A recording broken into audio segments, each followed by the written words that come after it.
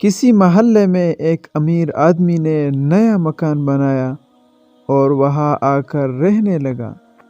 یہ امیر آدمی کبھی کسی کی مدد نہیں کرتا تھا۔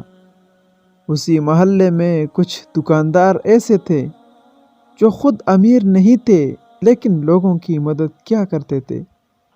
ایک قصائی تھا جو اکثر غریبوں کو مفت اور بہت عمدہ گوشت دے دیا کرتا تھا۔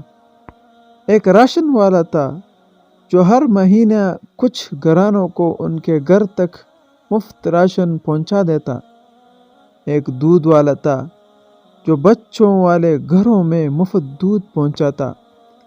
لوگ مالدار شخص کو خوب برا کہتے کہ دیکھو، اتنا مال ہونے کے باوجود کسی کی مدد نہیں کرتا، اور یہ دکاندار بیچارے خود سارا دن محنت کرتے ہیں لیکن غریبوں کا خیال بھی رکھتے ہیں۔ کچھ عرصہ اسی طرح گزر گیا اور سب نے مالدار آدمی سے ناطہ توڑ لیا، اور جب اس مالدار کا انتقال ہوا تو محلہ سے کوئی بھی اس کے جنازے میں شریک نہ ہوا۔ مالدار کی موت کے اگلے روز ایک غریب نے گوشت والے سے مفت گوشت مانگا تو اس نے دینے سے صاف انکار کر دیا۔ دودھ والے نے مفت دودھ سے انکار کر دیا۔ راشن والے نے مفت راشن دینے سے صاف انکار کر دیا۔ پتہ ہے کیوں؟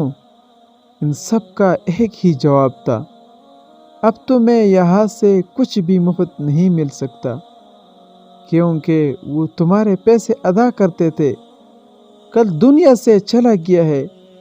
کبھی کسی کے بارے میں خود سے فیصلہ نہ کرو، کیونکہ تم نہیں جانتے کس کا باطن کتنا پاکیزہ ہے۔